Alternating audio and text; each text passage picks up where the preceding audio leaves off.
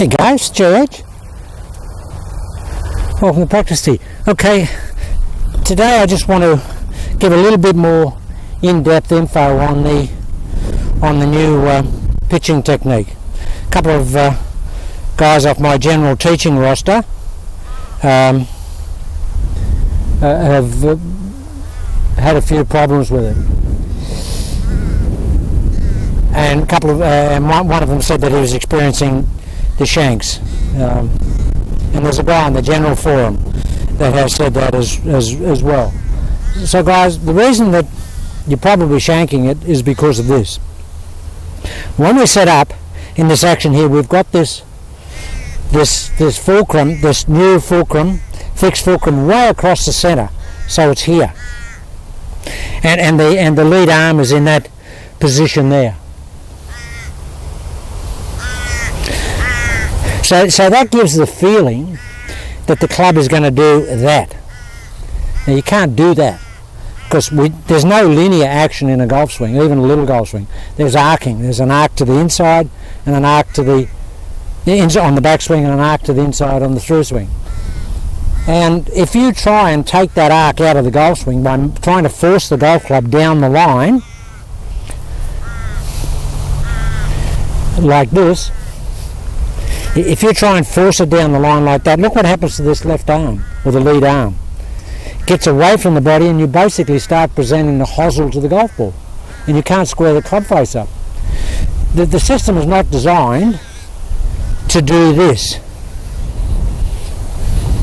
Now it may look like that, but in any good pitch shot you have to have a release of the golf club to square the club face up, and in this case the release, even though we're not doing anything with these angles, once we establish them, they're not changing. The squaring up of the golf club coming from that inside arc, where it went on the backswing, even on a little golf swing, happens with the body. And you have to rotate the body through so that the golf club squares up. You can't fire the golf club down the line like that, or like this. I mean that's horrible. Look where that's finished. You can't hit the ball like that. Now I think a lot of the guys are seeing, well, some of the guys are seeing that look and that requirement in the swing. It's not that, guys. It's not that at all. Not even remotely like that. What it is that once we're here, we take it back. The engine of the golf swing is this left shoulder here. And even though the shoulder is moving down and then up, it's still rotating with the body. So, and you watch where I finish with this shot as opposed to the other one. See where my arms are here, guys? Now this is still across my body. That angle is still retained, but the club's over here. The club's not over there. I'm not taking the handle or the shaft or the head out towards the ball. They're just going around in a circle in that captive fashion. They're still captive, but they're rotating with the normal release and natural release of the body. Show you again. I've set it up here. I'll just hit one this way. Here. And guys, let the legs have a little bit of mobility. That's one of the secrets of this. Don't get your legs locked in too much. Let the legs respond a little bit to this new motor, this lead shoulder. Just let that happen. As long as the head doesn't move, you can swing underneath. Your pelvis can swing underneath your head. You don't want to do that and take the head and then have to re-establish the head. But you can do that and the head just stays there. Everything rocks underneath it. We call that pelvis rocking. You just rock the pelvis or the hip girdle underneath the fixed axis.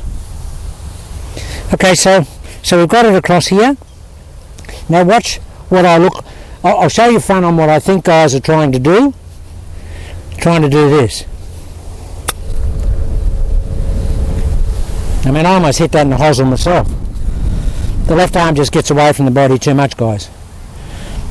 And I can understand how you would, pick that up as an assumption, but that's not it. We've got to let the body rotate through the ball, and the legs, the mobility in the legs help that.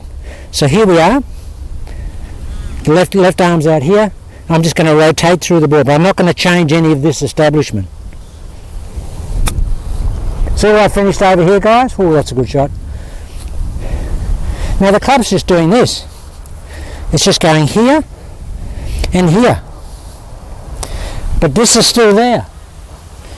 That fixed fulcrum is way forward. The left arm, or the lead arm, has got that little bit of chicken wing look about it, which is good, because if you get that staying in position here, which is basically something that will corral the position of the leading edge of the golf club. If this stays in position, if it's there at address, and the leading edge of the golf club is square, and you don't do anything with that elbow, just keep it there. The leading edge of the golf club has got to be square in the hit.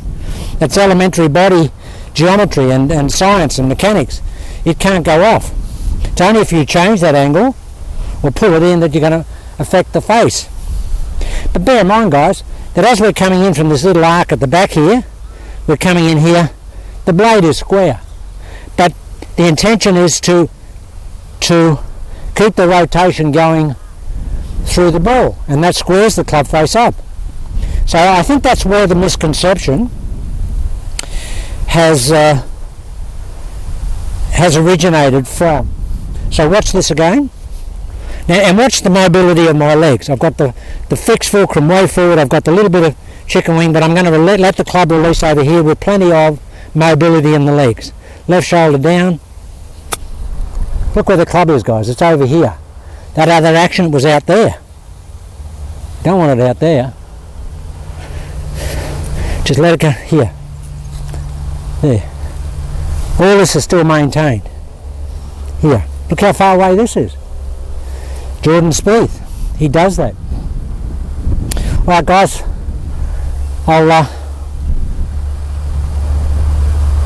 okay, there's a guy here just hitting a couple of shots here. I'll just break for a minute, I'll come back and I'll hit some shots to this flag here, which is about 48 yards away, and I'll just show you how accurate this system is in actual fact. There's a bit of rain coming in here. If it doesn't rain, I'll be back.